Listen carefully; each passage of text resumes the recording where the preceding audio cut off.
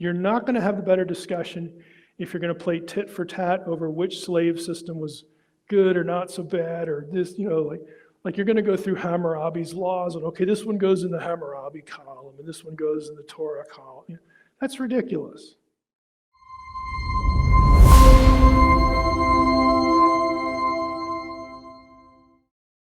Let's talk a little bit about the readings.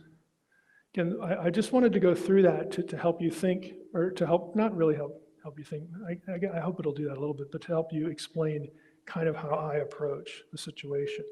I'm not going to argue with people in such a way that I have to defend the Torah slave system, because I'm just not going to do that.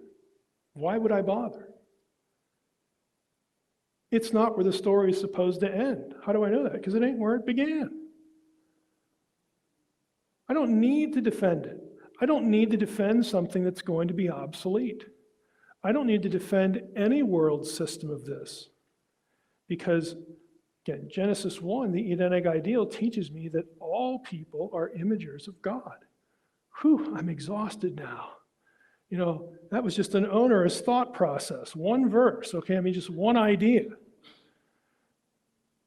That is the orienting idea. That is the ideal.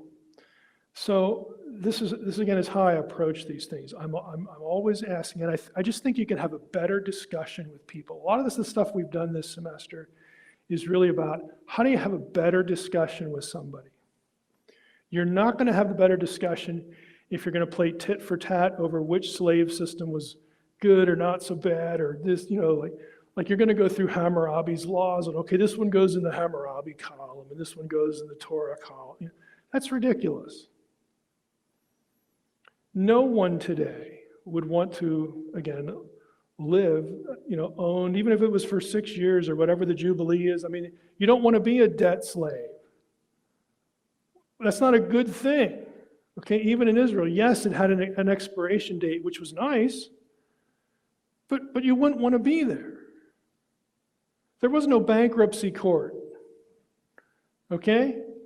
This is what you're looking at. Stay out of the situation. So nobody wants to live, under some of these conditions, regardless of how they might have cultural benefits. Again, especially for women, and because otherwise you're going to be a servant in my household, or have fun being a prostitute.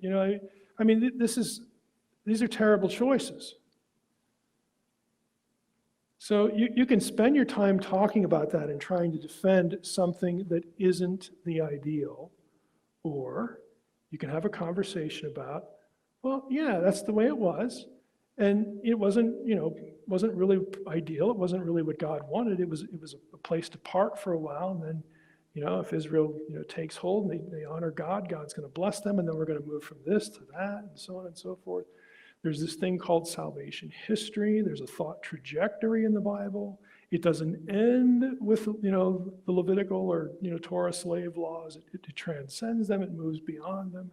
Again, some of these big picture theological concepts that get applied, here's the point, that get applied to everyone in the New Testament.